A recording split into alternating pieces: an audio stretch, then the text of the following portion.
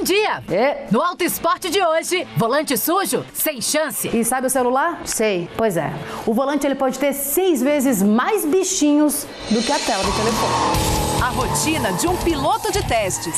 As pessoas acham que o piloto de testes só faz isso, né? Com o avanço da tecnologia nos carros, aumentam também as dúvidas. Por isso, a gente organizou aqui um raio-x para você entender de uma vez por todas a diferença entre um carro a combustão, um híbrido e um elétrico. Voou aquela pedrinha no para-brisa? Essa parte da cola do para-brisa é bem importante, inclusive mexe com a segurança. Para começar, capô aberto e um módulo sendo trocado. A cena é de um furto de automóvel. Eles compram um módulo, também conhecido como módulo de injeção, né? Módulo ECU, hackeiam esse computador, tiram todos os códigos, instalam alguns botões e com isso eles podem dar a partida sem precisar de chave, sem ligação direta. Assim, né? Esse módulo é onde você dá a chave e dá a partida no carro por aqui. Ele é o cérebro do veículo, né? Mas conectar isso aqui leva tempo. Eles querem perder tempo? Isso leva em 30 segundos ou menos. Esse módulo de injeção falso é programado para atuar em carros de uma mesma marca. Se trocar de marca, outra programação. Mas já há casos de hackeamento para acessar os módulos de vários fabricantes. Como assim? E aqui ele entra no carro e vai embora? Vai embora. Os módulos podem ser comprados pela internet ou mesmo num desmanche. Quer dizer, é fácil conseguir o aparelho. Bom, tá aqui. Isso aqui são os módulos. Pois é, antigamente eles abriam os veículos com essas chaves, desmontavam a parte de ignição e ali faziam o que nós chamávamos de ligação direta. Para recuperar o veículo, a polícia precisa contar com outras tecnologias no carro. Algumas empresas que fazem o rastreamento têm essa tecnologia de saber que houve uma interrupção do sinal do módulo. Aí mandam um sinal para a empresa de rastreamento. E a polícia, às vezes, nesses casos, consegue chegar rapidamente e fazer a prisão desses indivíduos. O Luiz Antônio descobriu outra alternativa depois de ter o carro furtado. A trava de módulo para o carro que está na rua, parado, ele inibe o ladrão, em vez de olhar o seu carro, vai olhar um carro que não tenha. A trava é uma espécie de blindagem em alumínio que evita o acesso ao módulo. Custa cerca de R$ 550 com a instalação. Outra opção, o bloqueador. Ele entra em ação só depois que o carro já foi furtado. Só que ele só vai saber que você tem um bloqueador na hora que começar a sirene a fazer o disparo. Entendeu? Então, a partir de R$ 120 já é instalado já com sirene, 1 ano de garantia, né? Uma sugestão é colocar até 2 botões para o bloqueador. Se tá fácil, é porque isso precisa ser dificultado já na fábrica. Mede aí, Fê. Puxa mais um pouquinho. Pode ir? Pode.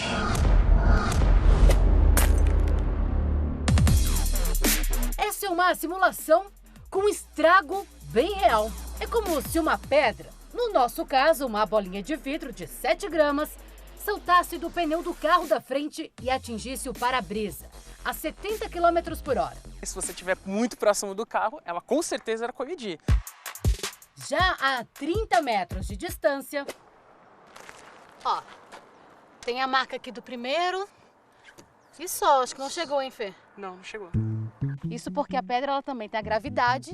Olha eu explicando física. Exatamente. Enquanto a pedra está se deslocando, né, a ação da gravidade vai puxar ela para baixo. Tem também a questão do ar, que vai jogando ela para trás. Isso, ela vai freando, né, por conta do efeito de arrasto do ar. Por isso que você tem que ter aquela distância de segurança entre o veículo, né, e o outro. Eu estava chegando na praça de pedágio, devia estar uns 50, 60 por hora, né, para entrar na passagem automática. E eu vi a pedra saindo do caminhão, do pneu do caminhão. Pegou direto no vidro. E eu ganhei esse presente. Vamos voltar para a aula. A gente vai ter que levar em consideração, primeiro, a velocidade do veículo e também a velocidade que a pedra estivesse saindo. Se eu tô numa estrada a 50 km por hora e essa pedra ela sai a 30. A pedra vai se colidir a uma velocidade de 80 km por hora em relação ao veículo. Andando com o carro, esse trinco pode aumentar. Por que isso acontece? Um dos fatores, trepidação do veículo, né? Essa trepidação faz com que o para-brisa ele sofra um estresse contínuo, né? Pode fazer com que o trinco aumente, né? E andar com trinco no para-brisa dá multa grave. O carro da Gabi já veio com a marca. A gente escolheu o carro juntos e já tinha esse detalhezinho na frente. Te incomoda? Parece uma sujeirinha, né? E aí incomoda bastante. E esse carro aqui? Carro da Gabi? Esse aqui já não dá para reparar. Como assim não dá para reparar? Então, aqui o tamanho, ok, é pequeno, só tem uma trinca, não está perto da borda, só que se você observar, ele está no campo de visão do motorista. Então, por questão de segurança, a gente não faz, a gente teria que trocar esse para-brisa. O custo para trocar o vidro ficou em R$ 549. Tchau, para-brisa. Esse processo leva até 2 horas para ficar pronto. Essa parte da cola do para-brisa é bem importante, inclusive mexe com a segurança. Se o airbag ele for acionado, o vidro é que tem a função de empurrar esse airbag aqui para o passageiro. Se o vidro não estiver bem colado, ele vai para o lado de lá e o airbag não chega até aqui. E a má instalação de para-brisa que leva sensor pode causar ruído de informação na leitura de faixa, sensor de chuva. E aqui na oficina, a vítima do estilingue, a bolinha de vidro acertou bem aqui na frente, na área de visão do motorista, então não pode ser recuperado. Fora isso, olha só o estrago. Maior do que uma moeda de R$1, pode ser que a recuperação não chegue até as extremidades. Não é indicado. Tem outra coisa. Aqui em cima tem um trinco, que é maior do que a nota de R$10. Vidro irrecuperável, vai para troca. Voltando para o trinco, o Carlos vai desembolsar R$ 109 pelo conserto. E tem toda uma questão ecológica também, de não estar utilizando novos materiais, não estar fazendo descarte. O trabalho leva no máximo 40 minutos. Começa com a limpeza do local. Depois é instalado um aparelho que suga a umidade e tira todo o ar da trinca. No vácuo é injetada a resina. E a luz negra ajuda a secar o material. Prontinho, vamos fazer um caça-trinco? Vamos. 5, 4, 3. Vai ver uma coisa bem pequenininha agora, né? Como se fosse uma sujeirinha, quase nada. Não é um carro novo. Não tenho que olhar Mas, mais, né? É um vidro novo. Bom, o teu é só entrar e sair, só agora, curtir. né? Longe Pedras. Fuja das pedras. dos caminhões. Daqui a pouco no Auto Esporte. Higiene no carro para cuidar da saúde. Realmente o álcool 70% é a solução mais prática para desinfetar. Agora, se você cuida da aparência do seu volante, material sintético ou couro pode manchar e a borracha resseca. E números para você entender diferenças entre motores elétricos, híbridos e a combustão.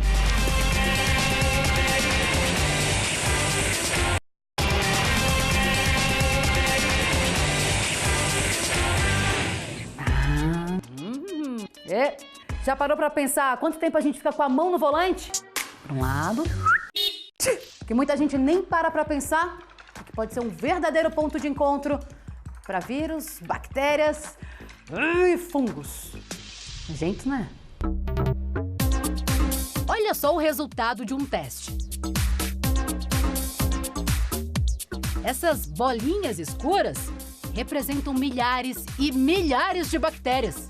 A contagem deu em torno de 600 a 700 bactérias por centímetro quadrado do volante. A informação faz a gente lembrar da importância de limpar as mãos e o volante também. Já limpou o volante do carro? Não, nunca. Acha que é muito sujo, pouco sujo? Ah, deve ser muito sujo, né? Sim, é verdade. Inclusive, a quantidade de bactérias pode ser maior do que a tampa de um vaso sanitário de banheiro público. Nossa, eu não sabia disso, não. E sabe o celular? Sei, pois é. O volante ele pode ter 6 vezes mais bichinhos do que a tela do telefone. Aqui nós fizemos a pesquisa de uma bactéria específica que ela pode causar processos de infecção, como por exemplo, infecção de garganta, infecção de pele, conjuntivite. E isso é preocupante. Digamos que você precisa fazer uma higienização desse volante com mais frequência. Até porque espirros acontecem, tosse, coceira no olho, a mão vai na boca. Então, realmente o álcool 70% é a solução mais prática para desinfetar. Agora, se você cuida da aparência do seu volante, material sintético ou couro pode manchar e a borracha resseca. O volante, primeiro eu passo uma esponjinha de melamina, que é o nome eu não conhecia, desse tamanho branquinha. E A melamina é um polímero feito à base de nitrogênio e formol e ajuda a tirar sujeiras, manchas. Não é indicado para material poroso. Então, toma cuidado com couro, borracha, aquele plástico mais escuro. Sempre sai preta independente do tempo, tá? Isso. E se eu te falar que essa esponjinha também prejudica o volante? Jura? O que acontece? Ela é feita, composta por um material polimerizado, ou seja, na forma de um plástico. Na polimerização, esse material se torna abrasivo, como se fosse uma lixinha, né? Ele acaba danificando algum tipo de superfície.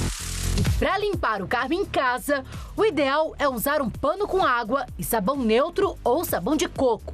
E pelo menos uma vez por semana. Na higienização profissional, a limpeza é feita com um produto específico que desinfeta o volante. Nossa, a espuma tá ficando, se você apertar, ó.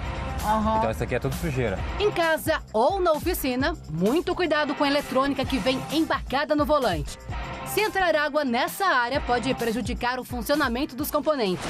E no dia que for limpar o volante, já aproveita e limpa outras partes do carro que também ficam bem sujas, como maçaneta, câmbio e freio de mão. E já que o carro é quase a extensão de casa, vale sempre limpar as mãos e manter a higiene pessoal em dia, né?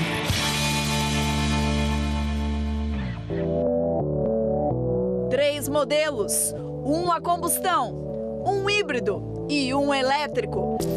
A faixa de preço é bem parecida. Entre os três, o carro elétrico é o menor de todos, um hatch compacto. Mas, por causa das baterias que alimentam o motor e são grandes, ele é o mais pesado da turma.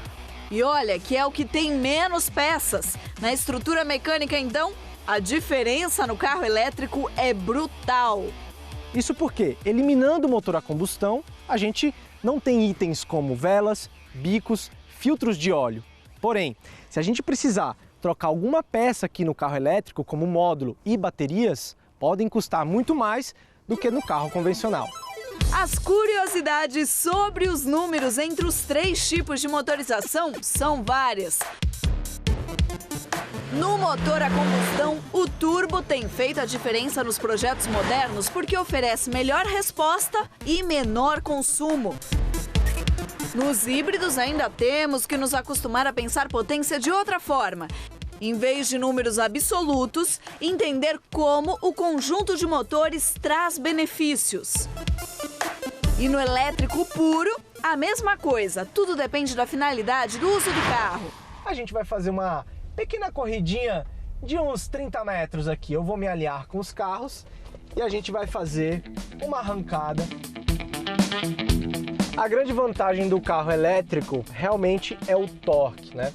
Porque quando você acelera é despejado toda a energia da bateria nos motores elétricos, isso dando um torque 100% instantâneo. Diferente do motor que tem uma crescente, né? Tem uma elasticidade ali do giro do motor. Aqui, mesmo com 200 cavalos, dá aquela colada no banco, porque o torque é 100% entregue a partir do momento que eu cravo o pé no acelerador. Olha só. Mas como pensar a melhor opção? Sem dúvida, vai depender muito da forma como se usa o carro. Os dados de autonomia são significativos. Para trajetos longos a baixo custo, o recomendado é o carro híbrido. Já para trajetos curtos dentro da cidade, o carro elétrico é imbatível na economia. Agora, o carro a combustão circula bem em todos os ambientes, porém é o mais gastão. Uma outra expressão para nos acostumarmos, plug-in, quer dizer que o modelo precisa de carga na tomada, como esse elétrico. Já no caso do híbrido, nada de tomada. As baterias são recarregadas com a recuperação da energia das frenagens, como na Fórmula 1. Eu tenho várias informações aqui no meu painel, principalmente para engajar o condutor, né, a experimentar diferentes cálculos de autonomia ou até mesmo do que eu estou economizando no meu carro. Se eu andar ali com o meu painel, eu consigo ver o que eu estou usando de acelerador e de bateria ao mesmo tempo, o que é que eu estou economizando ou consumindo combustível. E se eu alterar aqui um pouquinho, eu consigo ver da onde está vindo a energia, se está vindo do motor, se está vindo das baterias, para ter a propulsão aqui no meu carro. E quando se usa motor elétrico, tem que se habituar também ao silêncio. motor a combustão, o som é outro. Quando você acelera, você sente as partes mecânicas funcionando, né? E ter essa queima de combustível, né? E em todos eles, uma coisa: a busca de soluções com cada vez menos emissão de poluentes, da fabricação até as ruas. Daqui a pouco, no Auto Esporte, como é a profissão de um piloto de testes.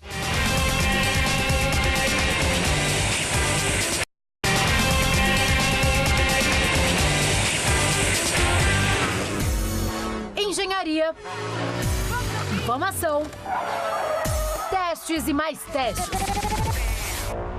Assim é a vida desses pilotos. Eu comecei como jornalista, de formação, e eu sempre quis trabalhar com carros e motos, né? E eu já tinha uma certa bagagem de curso de pilotagem de moto, né? E foi um processo assim que levou 3 meses. Para entrar, precisa passar numa série de provas. Imagina o trabalho de quem testa o carro enquanto ele ainda é um protótipo. Isso quer dizer que são carros que ainda não estão na sua especificação final, que é uma condição bem diferente de um carro de produção. Então, toda essa parte de preparação do carro, né, desde o momento da montagem, para garantir que o carro está seguro para estar executando os testes e as manobras necessárias. Nesse universo aqui das pistas, testes e engenharia, existem alguns pilotos que são considerados a tropa de elite, conhecido como Tier 4, os únicos, com permissão para dirigir lá em cima, no limite. Tudo para garantir segurança em situações extremas. No mundo existem 20 e um deles, olha só, é brasileiro. E aí, Luizão? E aí, Cezinha? Conta um pouco, qual foi sua trajetória até chegar aí a ser um Tier 4? Bom, algumas etapas de, vamos dizer, warm-up, de aquecimento antes de ir para os Estados Unidos, um treino livre, vamos dizer assim, para poder enfrentar os desafios que a gente teve lá para chegar a esse objetivo aí de conseguir o Tier 4. E a gente se conheceu numa dessa, né? Pois é, você foi meu instrutor. Vocês não sabem o orgulho que eu tenho, né? Digamos que esse piloto de testes, faixa preta, tem um foco absurdo em segurança. Quando a gente dirige, você tem que ter uma boa parte do cérebro guardada para as sensações do carro e não usada para a direção em si. Ele tem que ser de uma forma que reaja ao ambiente, mas sem que você gaste a sua mente pensando naquilo, para poder avaliar com cuidado os componentes, como pneu, suspensão e por aí vai. No esportivo, controles desligados. E o César mostra serviço.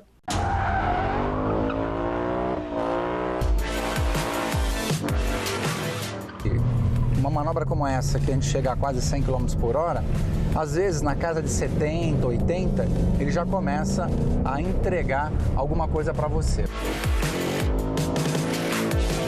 As pessoas acham que o piloto de testes só faz isso, né? Manobras rápidas e ousadas. Na verdade, 20% dos testes são essas manobras. Vê como que agora, ó, eu já estou ali explorando o limite.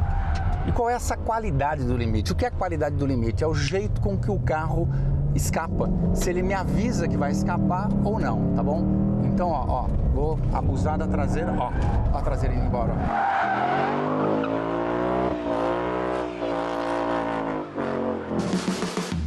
Diz aí, Luizão, fala como corrigir a trajetória. Ó, tivemos um começo de aviso aqui. Isso, só 90 e alguma coisinha. Isso, entrou um ruído de pneu. Isso, eu senti alguma variação no torque já. Pensando assim, olha, se você for um usuário comum, você já está passando do ponto. Passando do ponto. Como não é um usuário comum, é um piloto. É só forçar um pouco mais.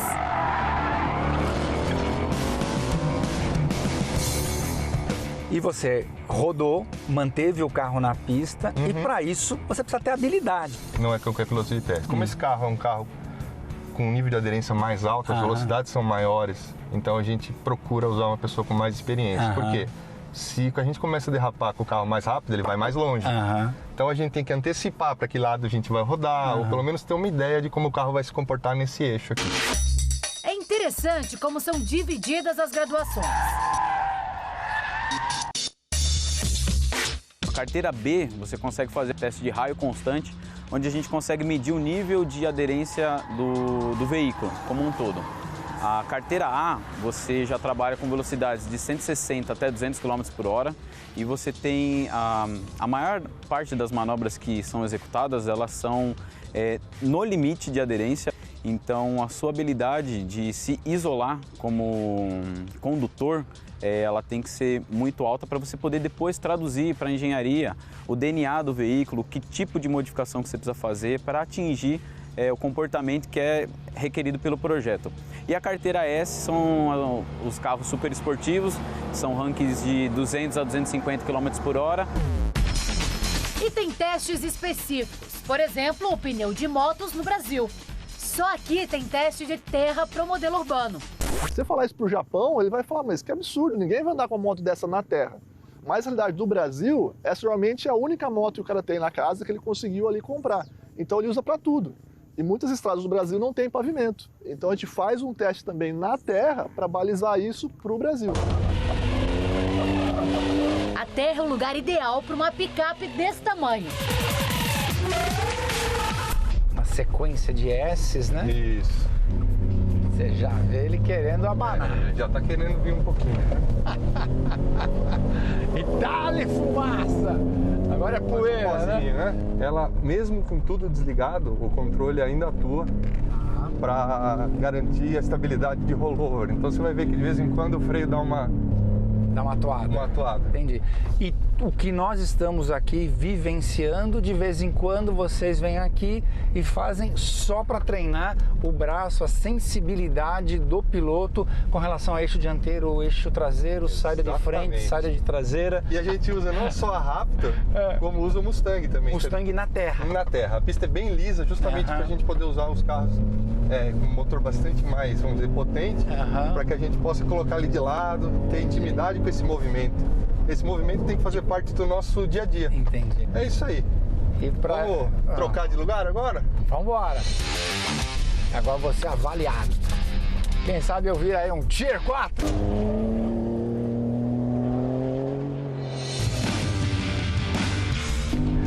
Cara, isso aqui é muito bom.